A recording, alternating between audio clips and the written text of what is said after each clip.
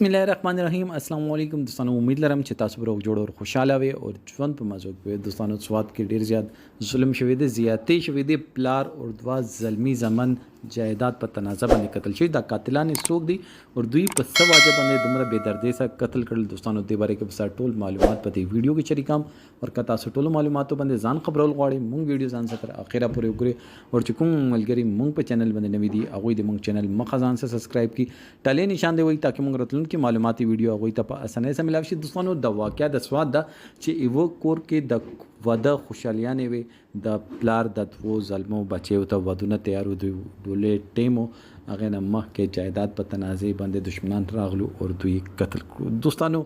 مونږ انسان چې دا د حد پرې ظالم شوی دی یو پښتون د حد پر ظالم شوی دی چې هغه دا سوچ نه کوي چې دوی اخر داسې کومه کبیره ګناه کړی دا چې مونږ دوی باندې دا وعده چې دا اور سکور کو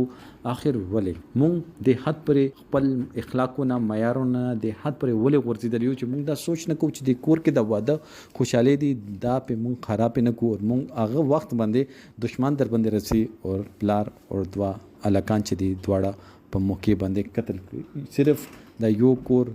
تبعی نه ده شوی دوستانو دوه کورونو تبعی شوی ده درو کورونو تبعی شوی ده ټول خاندان په ایو ځل باندې قتل کړي دا قتلان څوک دي دا قتلان د تر زمن دي دوی فرار دي پولیس وايي چې مونږ به دوی ډیر زر ونیسو او دوستانو ایز ا معاشره مونږ ته لک سوچ پکار چې مونږ ایوی ټوکړې زمکه د پاره چې مونږ د دنیا نه زونه مونږ په لاس کې بو هیڅ چیز نه وي خدالته مونږ ایوی ټوکړې د پاره یو انسان خون ته یو اخر ولې دوستانو د باره کې تاسو سره دا کمنټ سیکشن کې خپل رائے سره ضرور وکړئ. والسلام.